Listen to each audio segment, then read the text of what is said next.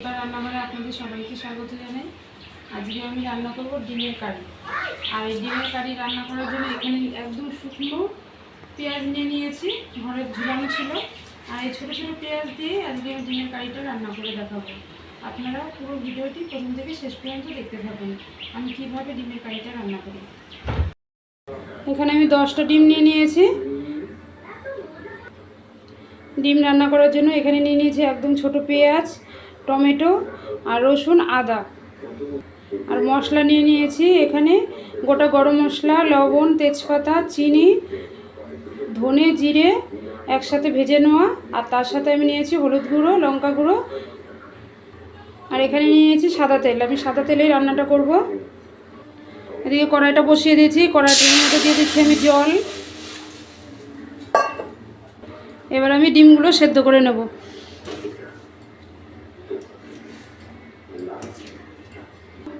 এবার আমি ঢাকা দিয়ে ডিমগুলো সেদ্ধ করে নেব। এবার আমি ঢাকনাটা খুলে নেব।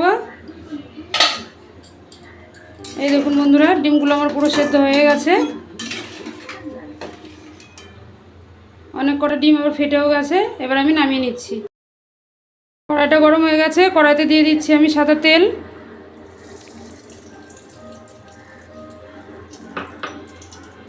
ডিম আমার ছাড়ানো হয়ে গেছে। ডিমের মধ্যে আমি হলুদ আর লবণ মাখিয়ে নেব। এই দেখুন, ডিমের মধ্যে আমার হলুদ আর লবণ মাখানো হয়ে গেছে। এই ডিমগুলো এবার আমি ভেজে নেব।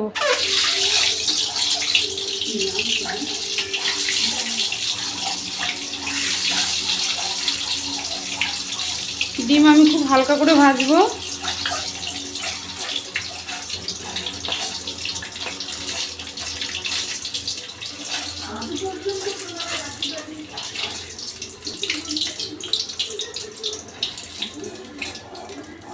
এই দেখুন, ডিম একদম হালকা করে ভেজে নিয়েছি।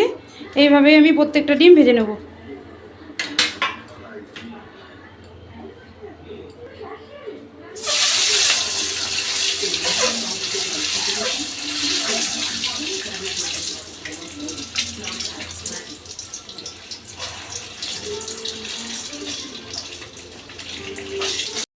দেখুন, সব ডিমগুলোই আমার ভাজা হয়ে গেছে।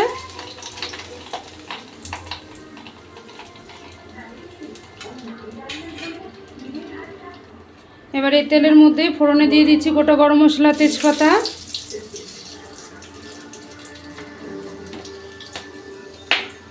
এবার দিয়ে দিচ্ছি আমি এই যে কেটে ধুয়ে রাখা ছোট ছোট পেঁয়াজ।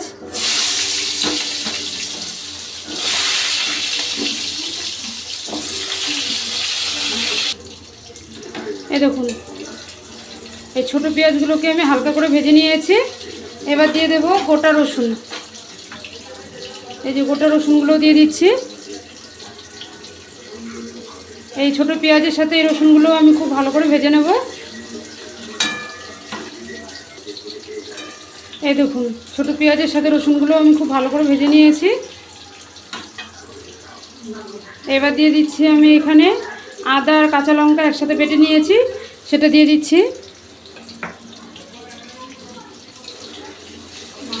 এবার এই মশলাগুলো খুব ভালো করে ভেজে নেব।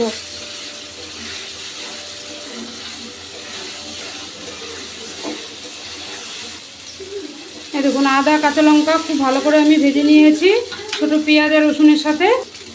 এবার দিয়ে দিচ্ছি আমি হাফ চামচ লঙ্কা গুঁড়ো, হাফ চামচ হলুদ গুঁড়ো, আর দিয়ে দিচ্ছি আমি স্বাদ মতো লবণ। এবার সব মশলাগুলোকে আমি খুব ভালো করে কষে নেব।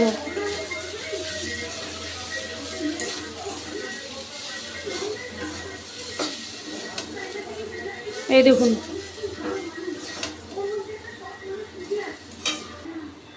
এবার এই মশলা কষানো আমার হয়ে গেছে। এই মশলা কষানোর সাথে আমি দিয়ে দেবো ভেজে রাখা ডিম।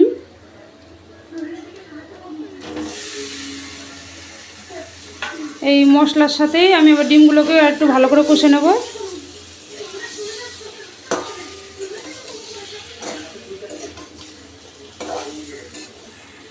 এবার আমি 2 মিনিটের মতো একটু ঢাকা দিয়ে রাখবো। এই দেখুন, এবার আমি ঢাকনাটা খুলে নিচ্ছি।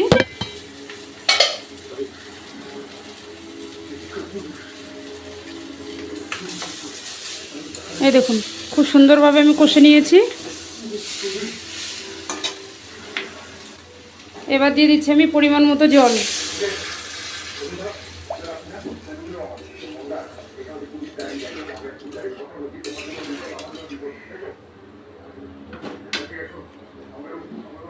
এবার আমি দিয়ে দেবো এই যে ডুমো ডুমো করে কেটে রেখেছিলাম টমেটো, এই টমেটোগুলো দিয়ে দিচ্ছি।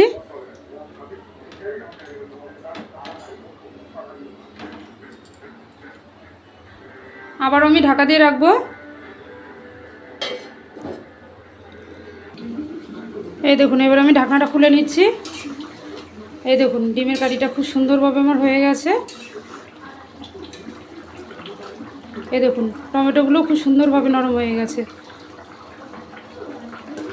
আর এখানে যে পেঁয়াজগুলো দিয়েছিলাম এই গোটা পেঁয়াজগুলোও সেদ্ধ হয়ে গেছে। এই দেখুন কালারটা চেঞ্জ হয়ে গেছে।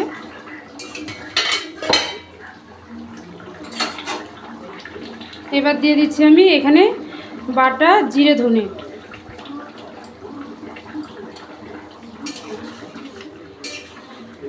আবারও আমি একটু ঝোলটাকে ভালো করে ফুটিয়ে নেব।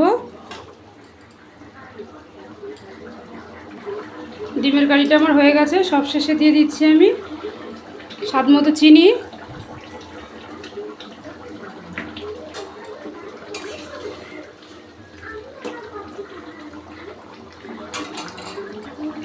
এবার দিয়ে দিচ্ছি আমি গরম মশলার গুঁড়ো।